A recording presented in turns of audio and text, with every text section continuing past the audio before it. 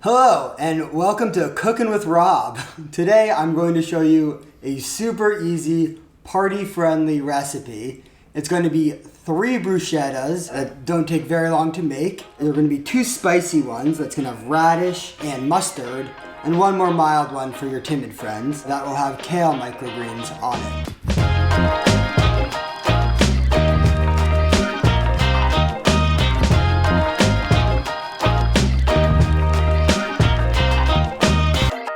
Bruschetta comes from the Roman term to toast, and it's what's known as an antipasto or starter dish. The basic components are bread. This is the foundation that everything else will sit on top of. You can use many kinds of bread: ciabatta, Tuscan loaves, anything that can stand up to the toppings and has a nice crust will work. It'll also be sliced and toasted or grilled, so it's actually okay to use day-old bread here. Here we're using a single baguette, and it'll make about 12 bruschettas. You'll also need some type of topping.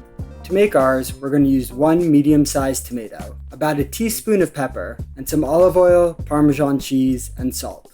Other common ingredients are garlic and balsamic vinegar, but I think we'll get enough flavor from our garnishes, so I've left them out.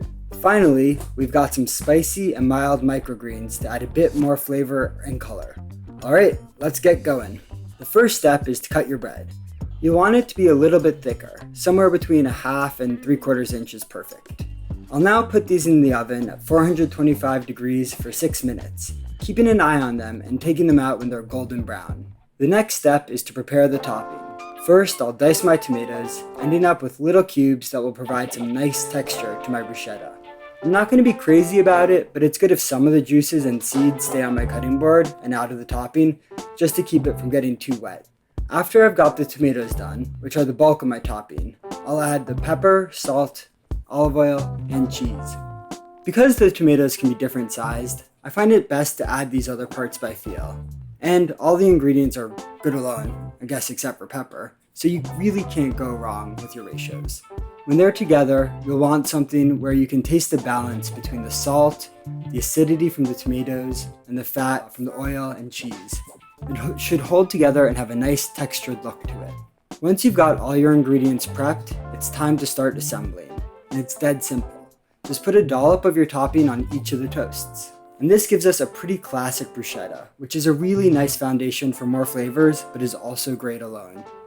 Texture-wise, it's got crunchiness from the bread and juiciness from the topping, and it's got a nice balance of fat, salt, and acid on a starchy base, so it's already a delicious and well-balanced appetizer.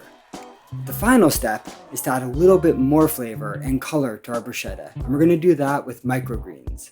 These are harvested right after sprouting, so they're super concentrated with flavor, but have a nice tender mouthfeel. You can just pinch the tops and cut along the base, and then sprinkle them on top of the bruschetta. Here, I've made mustard, radish, and kale topped ones.